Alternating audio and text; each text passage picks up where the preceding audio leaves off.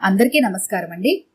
ఈ రోజు మనం దానం ఉమాదేవి గారు రచించిన పెళ్లి సందడి అనే ఓ చక్కటి కథను విందాం. ఇక కథలోకి వెళ్దాం. 1116లకు తక్కువ ఎవ్వరూ చదివించవద్దు. మహిళా మండలి మీటింగ్లోని మహిళలను ఉద్దేశించి చెప్పింది అధ్యక్షురాలు జగదీశ్వరి. అమ్మో, 1116లే, మా వారికొచ్చేదే 6000 అన్నది వనజ. మా అమ్మాయి పెళ్లికి చేసిన అప్పే ఇంతవరకు తీరలేదు, మా వల్ల కాదు అంత చదివించటం. విమల వంత పాడింది. అయినా మా చేతనేంది మేము చదివిస్తాం, అంతేగాని ఇంతే చదివించి తీరాలి అంటే ఎలా? ప్రశ్నించింది కాంతం. అందరూ ఆమెకు వంత పాడారు. అందర్నీ ఒకసారి పరికించి చూసి గొంతు సవరించుకున్నది జగదీశ్వరి. చెప్పేది పూర్తిగా వినకుండా మధ్యలోనే అడ్డు తగిలితే ఎలా? మీరు ఎంత చదివించాలనుకుంటే అంతే చదివించండి. ఆ అమౌంట్ను ఎన్వలప్ కవర్లో పెట్టి చదివింపులు చేసేటప్పుడు 1116లని చెప్పండి. మగపెళ్లి వాళ్ళం కదా, గ్రాండ్గా ఉంటుంది. మీరందరూ మా అబ్బాయి పెళ్లికొచ్చేటప్పుడు పట్టు చీరలు, జిగ్గేలుమనే నగలతో రావాలి. బంగారు నగలు లేకపోతే గిల్టువు కొనుక్కోండి. ఈ జగదీశ్వరి ఇంట జరిగే ఈ వివాహ కార్యక్రమం గురించి అందరూ గొప్పగా చెప్పుకునే తీరాలి. 116లో 116లో కవర్లో పెట్టి 1116 చదివిస్తున్నట్లు చెప్పడం తమకు గొప్పగానే ఉంటుందనుకున్నారు మహిళా మండలిలోని మిగతా మహిళలు. జగదీశ్వరి ఆ కాలనీ మహిళా మండలి అధ్యక్షురాలు. ఆ కాలనీలో ఆమెకు కొన్ని ఇళ్లు ఉన్నాయి కూడా. వాటిని అద్దెకివ్వటం ద్వారా, వడ్డీ వ్యాపారం ద్వారా జగదీశ్వరి పేరు కాలనీ అంతా తెలుసు. మనిషి మాటకారి, దర్పం ఎక్కువ. భర్త పరమేశం ప్రభుత్వ ఉద్యోగి. ఆ కాలనీకి వచ్చి పరమేశం అడ్రస్ అడిగితే తెలియదనే సమాధానం వస్తుంది. జగదీశ్వరి అడ్రస్ మాత్రం చిన్న పిల్లాడైనా చెబుతాడు. అది ఆమె పాపులారిటీ. శివాజీ జగదీశ్వరి ఏకైక సంతానం. బీటెక్ పూర్తి చేసి హైదరాబాద్లో ఒక సాఫ్ట్వేర్ కంపెనీలో పనిచేస్తూ నెలకు 25,000 సంపాదిస్తున్నాడు. డబ్బున్న ఇంటి పిల్లను కోడలుగా తెచ్చుకోవాలని ఆమె కోరిక. కానీ శివాజీ తన కొలీగ్ ప్రశాంతిని ప్రేమిస్తున్నాడు. ఇద్దరూ పెళ్లి చేసుకోవాలని నిర్ణయించుకున్నారు. అదే విషయాన్ని తల్లితో చెప్పాడు. పరమేశం అభ్యంతరం చెప్పలేదు.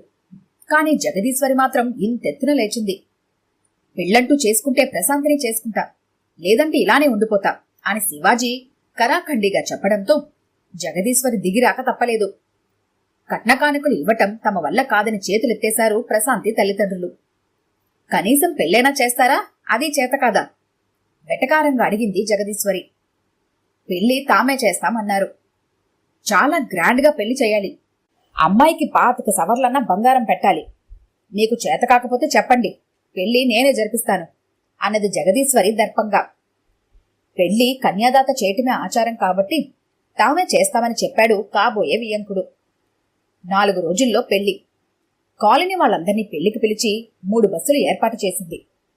అందరూ ఒంటి నిండా నగలతో, పట్టుచీరల రెపరెపలతో డాబుసరిగా ఉండాలని, చదివింపులు ఘనంగా ఉండాలని అందరికీ ముందే చెప్పింది. పెళ్లి రోజు రానే వచ్చింది. 3 బస్సులు ఒకసారి ఎక్కి అందర్నీ పరికించి చూసి తృప్తిగా తలూపింది జగదీశ్వరి. అందరూ ఆమె కోరిక మేరకు ముస్తాబై ఉన్నారు. బస్సులకు ముందు వైపున పెళ్లి సందడి అని రాసి బ్యానర్లు వేలాడగట్టారు. బస్సులు కన్యాదాత ఊరు చేరుకున్నాయి. ఆడపిల్ల వాళ్ళు బ్యాండ్ మేళంతో ఎదురొచ్చి మనిషి మనిషిని పలకరించి కళ్యాణ మండపంలోకి తోడుకొని వెళ్లారు. 4 రూమ్లేం సరిపోతాయి, ఈ ఒక్క భరించటం మా వల్ల కాదు. ఏసీ రూములు బుక్ చేయండి ఆజ్ఞాపిస్తున్నట్టుగా చెబుతున్న జగదీశ్వరి మాటలకు ఎదురు చెప్పలేకపోయాడు కాబోయే వియంకుడు. డెకరేషన్ బాగాలేదని, సౌకర్యాలు సరిగా లేవని ఏదో ఒక లోపం ఎత్తి చూపుతూనే ఉన్నది జగదీశ్వరి. భోజనాలలో చాలా ఐటమ్స్ వడ్డించారు. వాటి పేర్లు కూడా కొన్ని తెలియటం లేదు. వెంటనే వడ్డించలేదనో, వంటకాలు బాగాలేవనో సనుగుతూనే ఉన్నది జగదీశ్వరి. వంటలు బాగానే ఉన్నాయండి, జగదీశ్వరి చెవిలో గుసగుసగా చెప్పింది కాంతమ్మ. మనం మగపిల్లివాళ్ళం, వాళ్లను కాస్త గజగజలాడించాలి. కావలసినంత తిని మరలా వడ్డించుకొని భోజనాలు బాగాలేవని పారేయండి అన్న జగదీశ్వరిని అదోలా చూసింది కాంతమ్మ. తమ మీద నుండి వీడియో ఏమాత్రం పక్కకు జరిగినా ఇంతెత్తున ఎగిరిపడుతుంది. తాను అడిగింది క్షణం లేటైనా చిందులేస్తుంది. నీకు చేతకాదని చెబితే మేమే పెళ్లి చేసేవాళ్ళం కదా. అది ఎన్నోసారో జగదీశ్వరి ఆ మాట అనటం. అప్పటికీ పరమేశం భార్యకు నచ్చజెబుతూనే ఉన్నాడు, అన్నీ బాగానే జరుగుతున్నాయి అని. మన ప్రశాంతి అత్తగారి వాళ్ళు బాగా డబ్బున్న వాళ్ళు అనుకుంటా, ఒక్కొక్కరు ఒంటి మీద ఎంత బంగారమో. మన ప్రశాంతి అదృష్టవంతురాలు. అమ్మాయి తరపు చుట్టాలు అనుకుంటున్న మాటలు వినగానే గర్వంగా అనిపించింది జగదీశ్వరికి. మాంగళ్యధారణ కార్యక్రమం అయిపోయింది.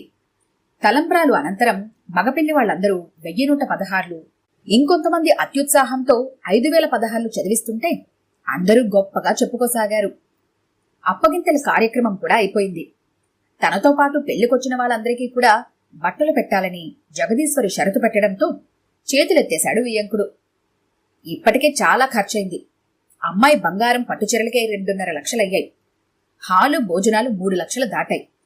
పెళ్లికొడుకు వియ్యంకుల బట్టలు 30,000 దాటాయి. ఏసీ రూమ్లు మిగతా పెళ్లి ఖర్చులన్నీ కలిసి 10 లక్షలయ్యాయి. ఇప్పుడు ఇంతమందికి బట్టలంటే మాటలా? జాకెట్ ముక్కలు పెడతాం వేడుకున్నారు ప్రశాంతి తల్లిదండ్రులు. మీకు చేత కాకపోతే చెప్పండి, ఆ 10 లక్షల ఖర్చు నేనే పెట్టుకుంటాను, ఆ బిల్లులివ్వండి అన్నది జగదీశ్వరి గర్వంగా. ఆ డైలాగ్ కుట్టిన ప్రతిసారి ఆడపిల్ల వాళ్ళకి పౌరుషం వచ్చి జగదీశ్వరి కోరికలు తీరుస్తున్నారు. వియ్యంకుడికి ఏమీ పాలుపోవడం లేదు. పెళ్లికొచ్చిన అందరికీ ఎవరూ కూడా బట్టలు పెట్టరు అని భర్త కొడుకు చెబుతున్నా జగదీశ్వరి వినిపించుకోలేదు. ఆ బిల్లులివ్వండి, నేనే చెల్లిస్తాను అన్నది మరోసారి తలగెరేస్తూ. జరిగేదంతా మౌనంగా గమనిస్తున్న పెళ్లికూతురు ప్రశాంతి చప్పున ముందుకు కదిలింది. మా అత్తగారు దేవత నాన్నగారు, ఆ బిల్లులు అత్తయ్యగారు కడతారట, ఇవ్వండి అంటూ తండ్రి దగ్గర నుండి బిల్లులు తీసుకుని అత్తగారి చేతిలో పెట్టింది. ఊహించని పరిణామానికి బిత్తరపోయింది జగదీశ్వరి. హాలుకు, క్యాటరింగ్కు, ఏసీ గదులకు అప్పటికప్పుడే అడ్వాన్స్ పోగా 2.5 లక్షలు కట్టాల్సి రావటంతో పరువు నిలుపుకోవటం కోసం కట్టక తప్పలేదు. మొత్తానికి మన జగదీశ్వరి ఇంట్లో పెళ్లి సందడి ఎప్పటికీ గుర్తుండిపోతుంది. అత్తకు తగ్గ కోడలొచ్చింది. ఇంతకు జగదీశ్వరి ఇప్పుడు మనకి చీరలు కొంటుందా లేదా? తమ కాలనీ ఆడవాళ్ళు అంటున్న మాటలు జగదీశ్వరికి వినిపిస్తున్నా నోరెత్తటం లేదు. నోరెత్తితే మళ్లీ ఏ బిల్లు కట్టాల్సి వస్తుందోనని భయం. ఈ కథ కనుక మీకు నచ్చినట్లయితే లైక్ చేయండి, షేర్ చేయండి. మరిన్ని ఇంట్రెస్టింగ్ కథల కోసం మా ఛానల్ని తప్పకుండా సబ్స్క్రైబ్ చేసుకోండి.